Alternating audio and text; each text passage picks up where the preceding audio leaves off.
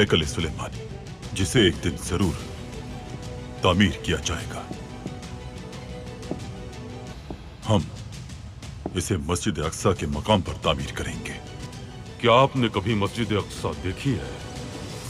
नहीं। तो फिर हम आपको दिखाते हैं। सिपाहियों,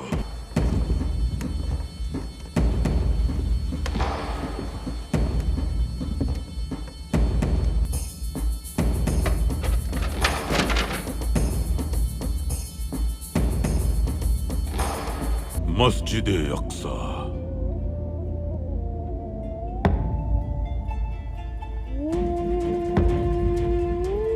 मस्जिद अक्सा कयामत तक कायम रहेगी और हमेशा मुसलमानों की ही मिल्कियत रहेगी।